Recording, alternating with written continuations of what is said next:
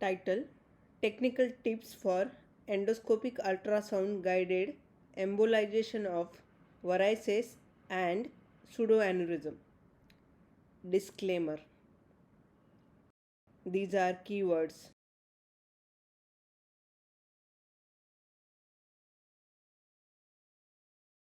Disclosure: none. This is a list of equipment used.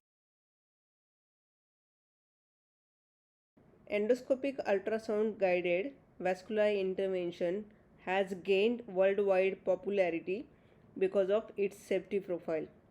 Studies have shown that EUS-guided embolization of gastric varices reduces the rebleeding rate, need for reintervention, volume of glue needed, and systemic embolization risk as compared to the conventional gastroscopic glue injection. EUS-guided intervention has also been used for the treatment of pseudoaneurysm, ectopic varices, Dulafy lesion, duodenal ulcer, and tumor bleed. Although EUS-guided embolization has been widely used, there is no standardization of technique. In this review, we will demonstrate techniques of EUS-guided embolization for various lesions. EUS-guided embolization of varices can be achieved by two methods. One by direct puncture of the varix and embolization, and other by feeder vessel embolization.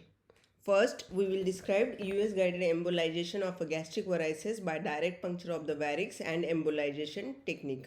Prior to the procedure, IV antibiotic was given to all the patient. Gastroscopy was performed first and it showed large isolated gastric varices with a stigmata of recent bleed. Linear echoendoscope was introduced and varix was located from a G junction on a clockwise rotation, and this varix of size 25 by 12 mm strongly showed a color flow Doppler. So under EUS guidance, the gastric varix was punctured with a 19 gauge FNA needle. The first puncture was made transgastrically. However, on puncture, varix was getting pushed away. So we have changed route to transesophageal, and once the needle was in a varix, coil was loaded. The coil loader has integrated coil within, and this is how it is separated from the assembly. The ex vivo clip demonstrates coil deployment through the FNA needle and the appearance of the coil. Coils have microfibers that help in scaffolding of the glue. All aseptic precautions were taken during the procedure. The coil loader is then attached to the FNA needle, and with needle stellate, coils are loaded within needle. Once coils are in the needle, coil loader is detached from the needle, and with stellate, coils are pushed out of the needle into the varices. Coils appears as a bright hyperechoic rings on EUS. In this patient, two coils of size 035 1414 and 035 1416 were deployed. An ex vivo clip is showing glue preparation. Take an empty sterile 2 ml syringe, fill it with 1 ml glue and remove the air. If lipid oil is being used, take 1 ml of lipid oil in the glue syringe and mix it well for uniform distribution. After each coil deployment, flush the needle with 1 to 2 ml of distilled water. Post coiling, 1 cc glue was injected and 1.5 to 2 ml distilled water was used to flush the glue out of the needle.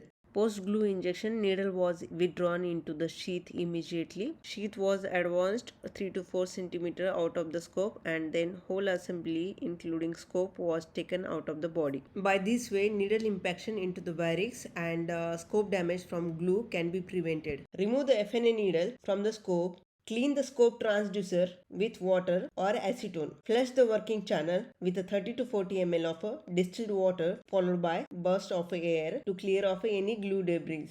Perform a similar maneuver for the FNA needle. Scope was introduced again and it showed absence of Doppler flow into the varix. Patient was on a regular follow-up, and at 6-month follow-up, a gastroscopy showed that coils were extruding through the varix, and on EUS, an absence of Doppler flow with hyperechoic rings of coils was observed. Now describing another method of embolizing gastric varix under EUS guidance, that is by blocking feeder vessel. A gastroscopy showed large gastric varices, and on endosono 37 by 29 mm varix with a strong color flow Doppler was seen. On counterclockwise rotation, one feeder vessel was identified and it was traced back and forth till the varix. The technique of EUS guided feeder vessel embolization is similar to the direct varix embolization. The feeder vessel was identified and it was punctured with a 19 gauge needle, and one coil was deployed, and following that 1 cc glue was injected. Post embolization, an absence of flow was documented within varix. Follow-up gastroscopy at 1 month showed decrease in the size of varix with a tethering of surface mucosa, and on EUS, acoustic shadowing from coil plus glue complex along with the absence of Doppler in the varix as well as feeder vessel was observed. EUS-guided embolization of ectopic duodenal varices. A gastroscopy showed large varices in a duodenum part 3 which were collapsing on insufflation. EUS showed large varix of size 26 by 17 mm with a strong Doppler flow. There were two extramural collaterals seen on both sides of the varix, and they were thought to be one inflow tract and one outflow tract. Under EUS guidance, varix was punctured with a 19 gauge needle and started deploying coils. One coil was deployed, and after deploying that coil, needle was withdrawn gradually and another two coils were deployed. Post coiling, 1 cc glue was injected. Following that, complete thrombosis of varices with a glue complex was seen into the varix, and thrombosis of outflow tract was also noticed on EUS. Post embolization gastroscopy showed non-collapsible varices in D3. Post procedure CT was performed and it showed complete obliteration of the varix with no flow within varix, and artifacts from coils were also seen. Finally, describing EUS guided embolization of large splenic artery pseudoaneurysm. A gastroscopy showed large bulge in the proximal body of stomach, and on CECT abdomen, vascular lesion enhancing on venous phase rather than arterial phase was seen. So EUS was performed and it showed very large pseudoaneurysm of size 56 by 50 mm in the tail of the pancreas. And on tracing, it was observed that the pseudoaneurysm was arising from the splenic artery. Active oozing from the splenic artery into the pseudoaneurysm was also observed at the splenic hilum.